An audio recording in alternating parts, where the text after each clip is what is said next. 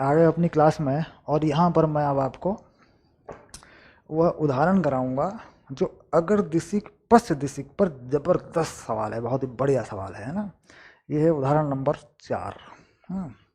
उदाहरण नंबर 4 देखेंगे अपनी पुस्तक में। ये है 484 पेज नंबर, उदाहरण नंबर 4 देखो, ठीक है। ओके, मैं रख लेता हूँ उस किताब को नीचे अपने पास ताकि मुझे ये चीज़ें दिखती रहें।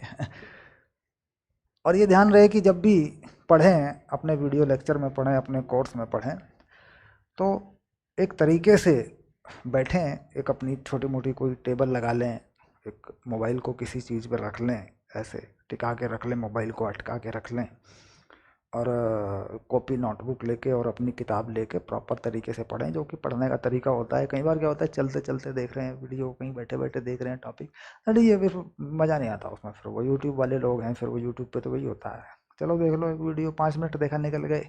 फिर जैसे देखो पढ़ाई होती है वैसे ही परिणाम भी आते हैं, बिल्कुल सीधी बात है, ईमानदारी है, इसमें कोई शक नहीं है। कोई बच्चा 1 घंटे के वीडियो को 5 मिनट देख के अच्छे नंबर नहीं ला सकता, क्योंकि वो क्लास पूरी 1 घंटे की है, उसमें सारी चीज़ें हैं। ठीक, चलिए, तो पढ़ने का एक अनुशासन बनाएं, पढ़ाई पूरी करें, कभी भी वीडियो को स्किप ना करें बीच में, वीडियो को जो है गायब ना करें, देखें क्या हो रहा है, पूरी प्रक्रिया, पूरी व्यवस्था है। चलिए ले लेते हैं उदाहरण नंबर 14(4).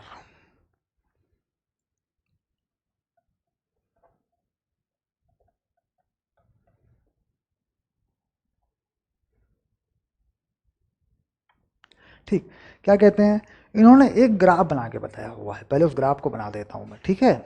किताब मुझे हाथ में ले ली ताकि मैं इस ग्राफ को आपको दिखाऊं, देखिए ग्राफ बना हुआ है, ठीक है।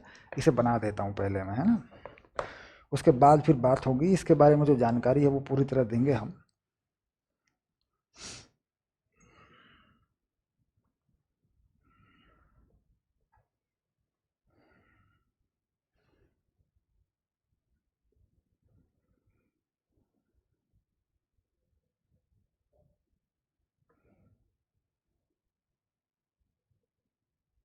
यहाँ पर ये वोल्ट दिए हैं, अगर दिशिक के होते हैं, बेसिकली ये जानकारी अगर दिशिक की होती है, और यह जो धारा होती है यह मिली एम्पियर में होती है। तो यहाँ धारा बना रखी है इन्होंने 10 मिली एम्पियर, और यहाँ बताइए इन्होंने 20 मिली एम्पियर, ये दो धाराएं दे रखी हैं इन्होंने, ठीक है। और यहीं पे दोनों पॉइंट दे रखे हैं, और यहाँ पर ये बता रहे हैं कि साहब ये जो चीज़ है ये 0.7, हालांकि पुस्तक में नहीं दिखाई दे रहा है, लेकिन 0.7 के हिसाब से दिया हुआ है। एक चीज़ ये हो गई। दूसरी, इन्होंने पश्च दिशिक के बारे में दिया है, यहाँ पर एक माइक्रो एम्पियर की धारा बनाई है, क्योंकि आप जानते हैं कि यह धारा माइक्रो एम्पियर में होती है, ठीक। और इसी पर इन्होंने कुछ इस तरीके से ग्राफ लाते हुए इसको सीधा किया हुआ है, ऐसे देखो, बिल्कुल सीधा नहीं हुआ, ऊपर की तरफ चला गया ना, तो नीचे लेके आओ, ऐसे दिया हुआ है। और यहाँ पर एक डॉट दिखाया है -10 वोल्ट का, दैट फिनिश, बस ये ग्राफ दिया हुआ है। ये कह रहे हैं कि प्रतिरोध क्या है जहाँ 15 मिली एम्पियर की धारा है।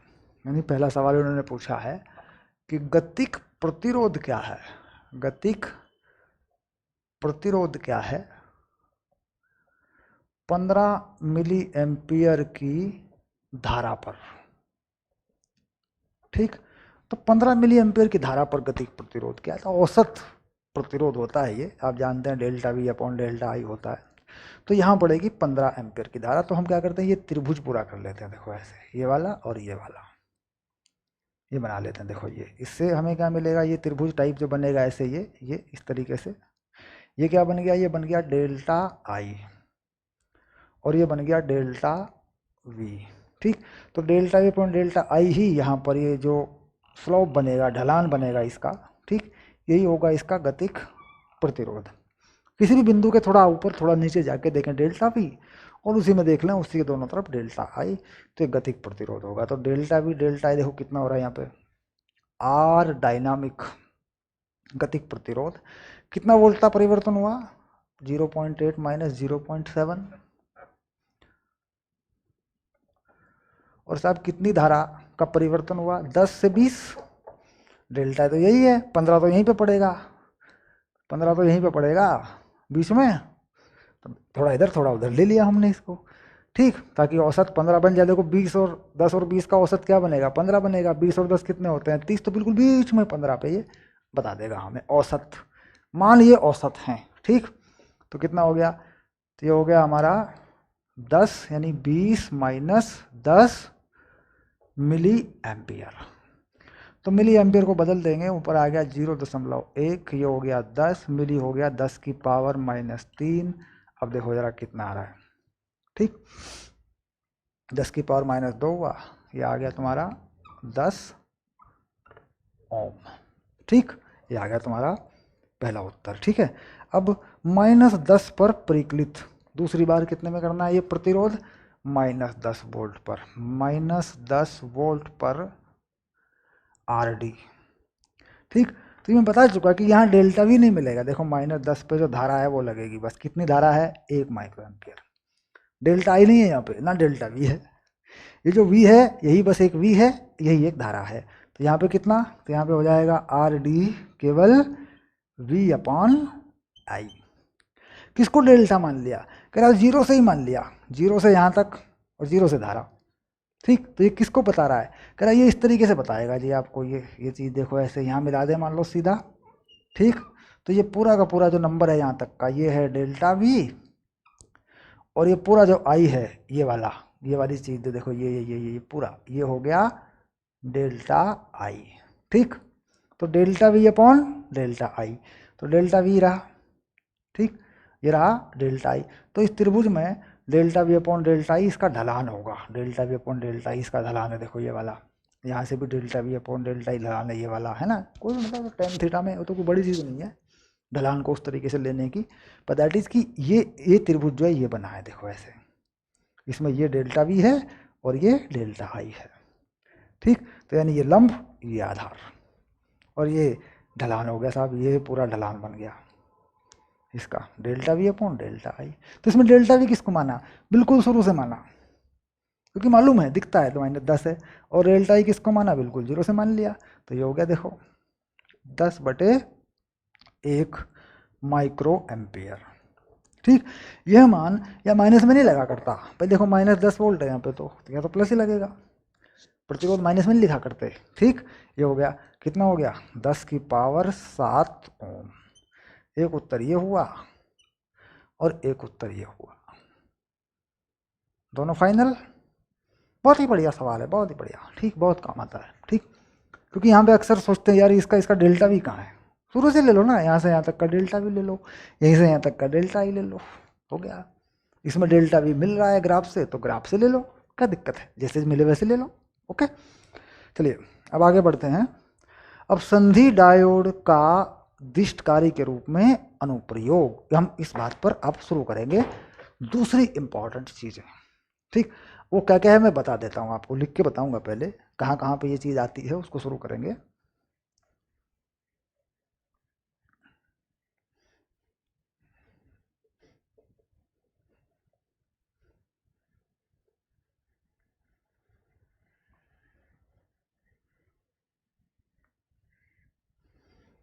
अब आता है डायोड एप्लीकेशन, डायोड एप्लीकेशन, ठीक, यानी डायोड अनुप्रयोग, डायोड अनुप्रयोग, यानी ये इतने सारे डायोड बनाए हैं हम लोगों ने, इनका करेंगे क्या, हम बाजार में बेचेंगे खरीद देंगे, लेकिन करेंगे क्या, बना लिया आप क्या करें, ठीक। कह रहा है इसका काम है दैनिक जीवन में, कुछ चीज़ों में, कुछ वस्तुओं में इसका काम है, ये कहाँ कहाँ लगा होता है, किस किस तरीके से, अब उस बात का भेद खुलेगा, ठीक। अब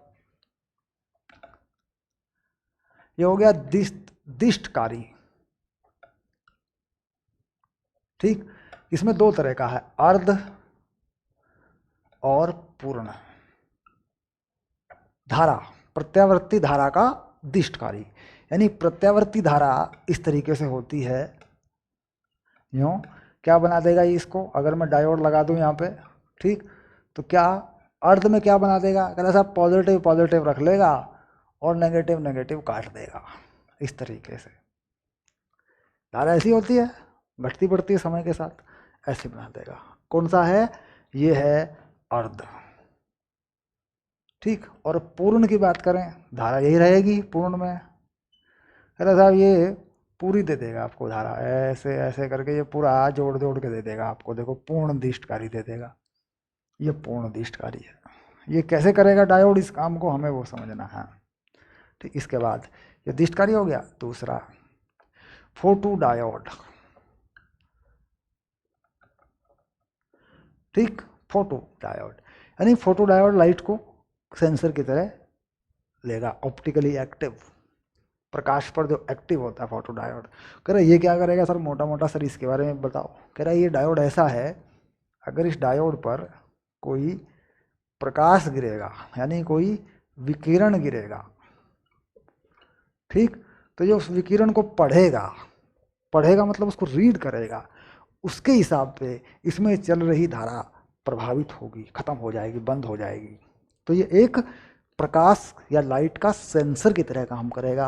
ये फोटो डायोड हो गया। इसके बाद होता है जीनर डायोड। ठीक, जीनर डायोड ये क्या करेगा? कह रहा साहब ये कांस्टेंट वोल्टेज देगा।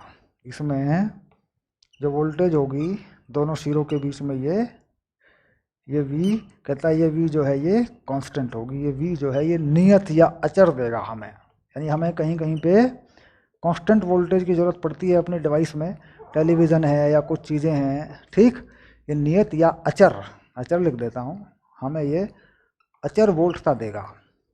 एक खास तरीके से हम जोड़ेंगे, इसे बनाएंगे तो उसे कहते हैं जीनर डायोड।